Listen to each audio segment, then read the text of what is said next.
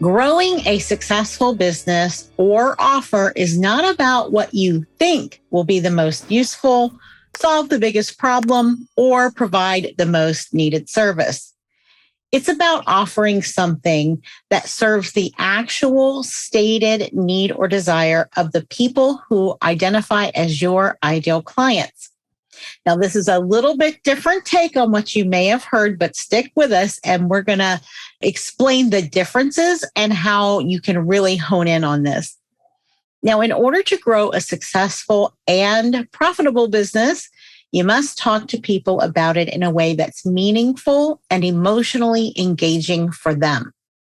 This way, it's clear and easy for them to say, yes, you have what I need. A common question that we hear from entrepreneurs all the time is, how do I attract my ideal clients? How do I attract them? Where do I find them? The list goes on. But how do I attract them is really the important question, because they will find you if you understand these principles. And today we're going to share a simple 3-step process to help ensure you're attracting the right people. Yep. So let's dive right into step number 1. The first step is to get really clear on your ideal client avatar. Now, I know this is not the first time you've heard this. I'm sure you've heard it a whole bunch of times, and you may already think that you're clear on your ideal client. But one thing we've learned in our years and years of business is that it can change, sometimes in subtle ways, but we always need to be revisiting what this is. Now, you may have done exercises in the past on, deciding who your ideal client avatar is. You can do this for all manner of reasons. We're currently going through a rebranding of Encore Empire right now. So we're going through this right now where we're having to, get all this down on paper for the people that we're working with. But here's what we've discovered. It's more than a form to fill out asking what is their favorite magazine and where do they like to shop. So if you've seen these kinds of forms, I know we've seen them all over the place. Think about how relevant is that to you and your industry. Now, it could be relevant, but a lot of times these forms have questions that are pretty generic, right? They've all been generalized onto this, ideal client avatar form that you fill out. So really take a look at that and say, is this really relevant for me and for my business? Now, we know that you need to know who they are and that they want the solution that you're selling. So we're going to give you a few questions here, and you may want to take some notes on this, but these are questions to ask yourself as you're going through this process.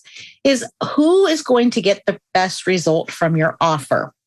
Okay. Now, this is often a mix of demographics, psychographics, and also the stage that they're in with their struggle or with the journey that they're on and that you can help them with.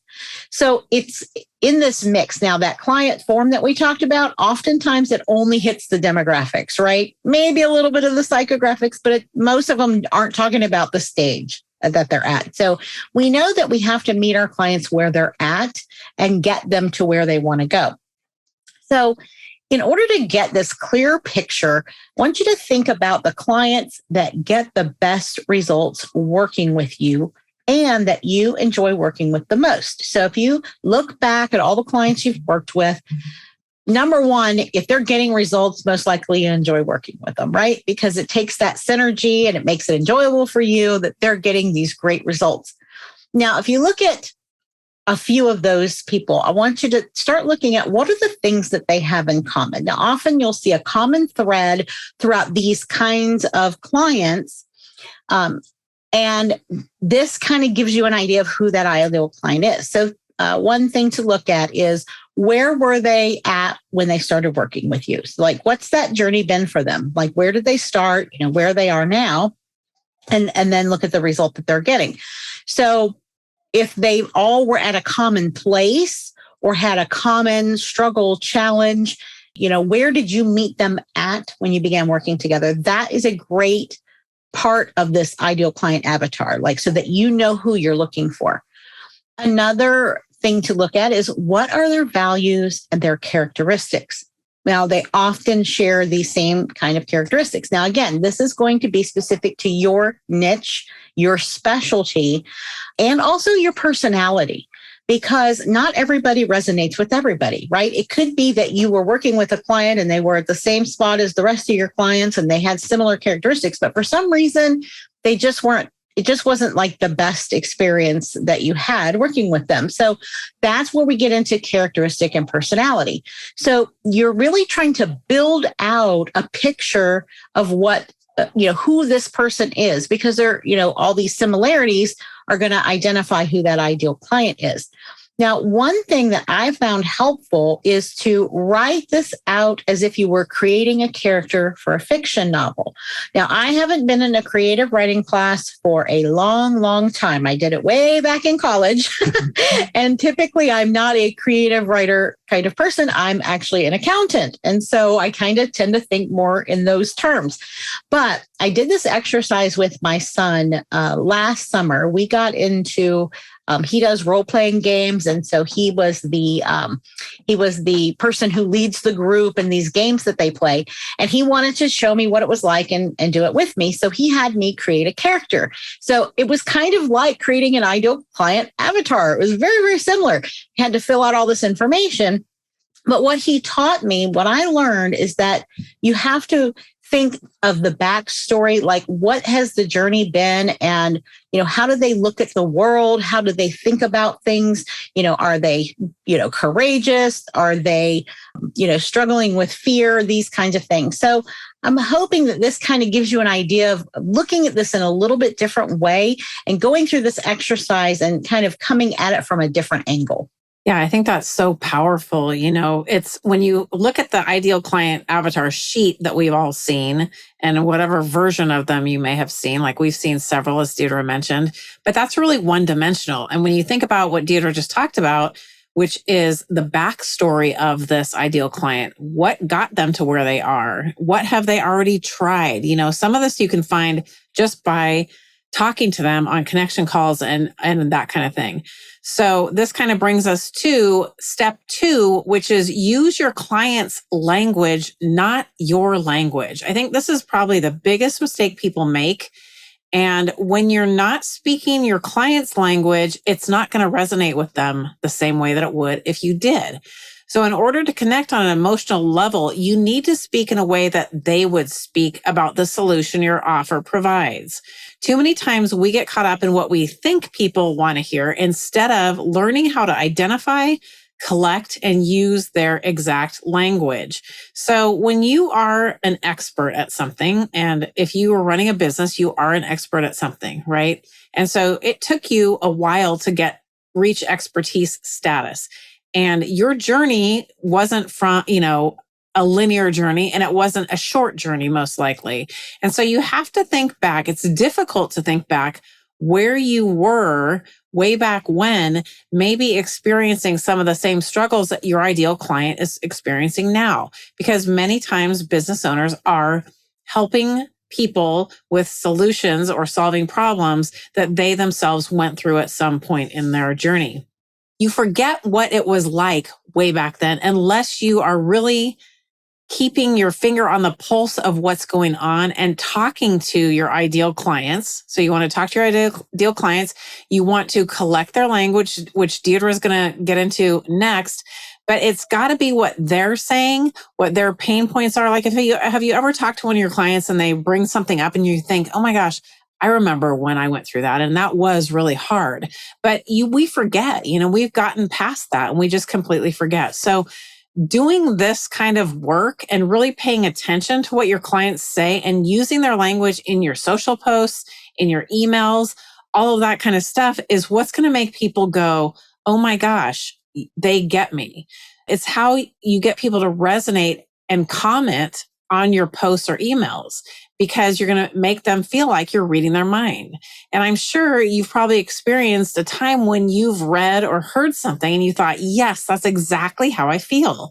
And that happened because the person or company was using your client language or your language, not your client language. They're using your language. So you're probably their ideal client. So whenever that happens, I always try to take note because it's fun to look at this from the other side as well.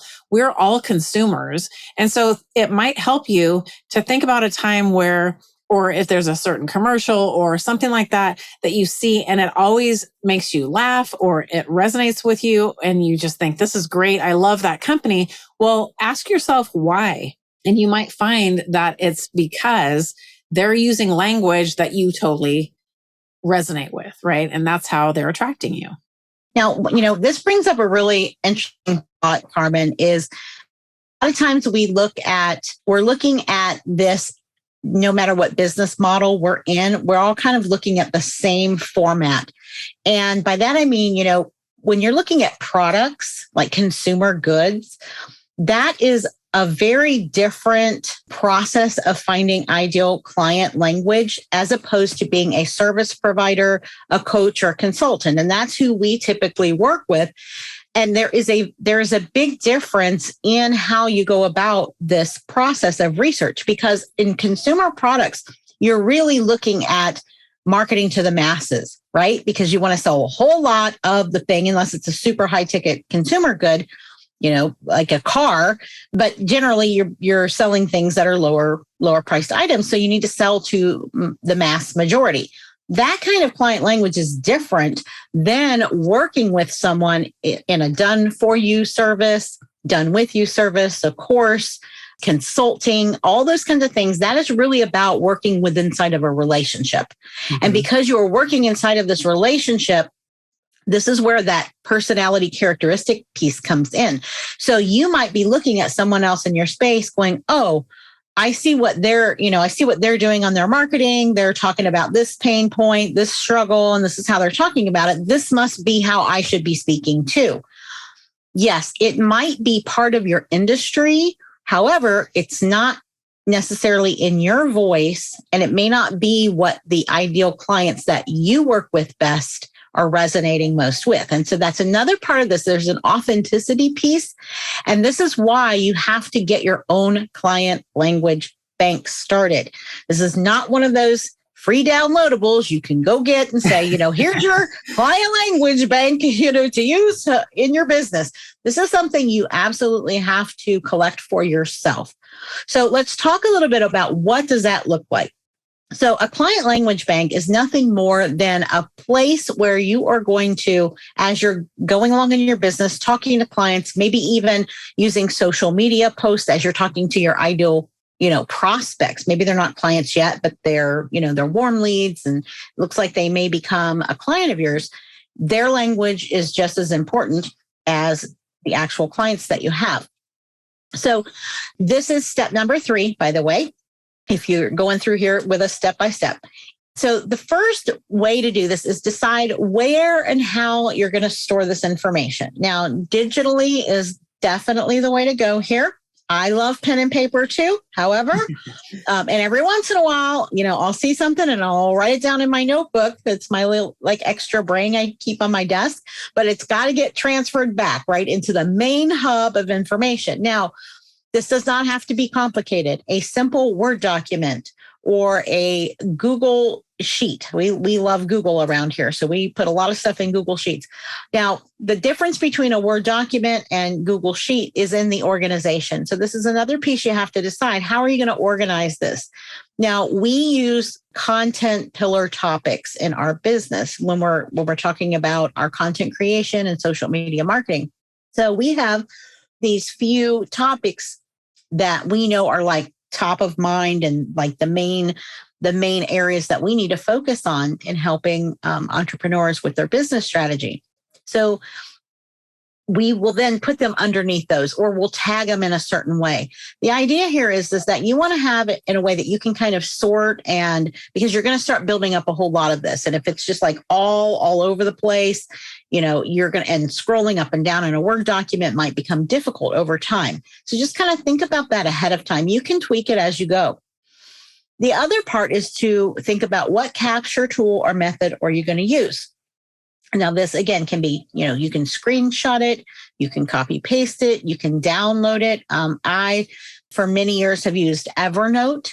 I like their web clipper. So that way, if I see something online, I can click the button and it clips either a selection or the whole page, and then it stores it for me and I can organize it. So the idea here is do what works best for you, and ideally use something you're already using so that you're not going to a whole nother place. And then, then it comes down to organizing it. And when you first get started, if this is the first time you're doing this, don't worry too much about the organization. You just really want to start collecting, start identifying questions people ask, comments that they make, they're having a problem with something. And you can find this everywhere. It can be, on social media posts. It can be, what your clients say. You can capture it while you're talking. You can send out polls and surveys. You can get this all manner of ways. And if that's something that, you're struggling with, let us know. We'll be happy to help you and guide you on that. But the bottom line to all of this is that this is a gold mine for you for content creation. This is, if you ever struggle to think, well, what should I talk about? What should I post about this week? What kind of email should I send? What should I even be, what do people even want to hear? What video should I do? I know I'm supposed to go live. What should I be talking about? This is the answer to all of it. If you do this, you will begin to have an endless amount of content, and it's going to be authentic content. And it's going to be the content that, like Carmen said before, it helps people identify and say, yes, you get me.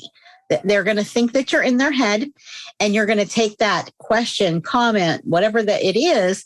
And then that becomes the topic of what you're going to talk about. And then you're going to answer that for them, right? Or give them some additional insights and let them know that is exactly what you do and that you can help them. That's right. And then that they start to look to you as being the person who can solve their problem, right? Because you already solved a problem by paying attention to what they're saying and speaking their language, and they already feel like you understand them. So we want to invite you to join us for the Marketing Methodology Workshop, which is coming up in just a few short weeks. And this is where we will guide you through the process of not only honing in on your ideal client's language, but we'll guide you through how to lead them from your emails, your social media, your videos, all the way to your offer in a way that they are ready to buy. So we hope to see you there. It's a really powerful workshop. We run it every 8 weeks. We love doing it, and everyone gets so much out of it, and we get so much out of it as well. So you can register and join us by going to https:/encoreempire.com/MMW. We hope to see you there.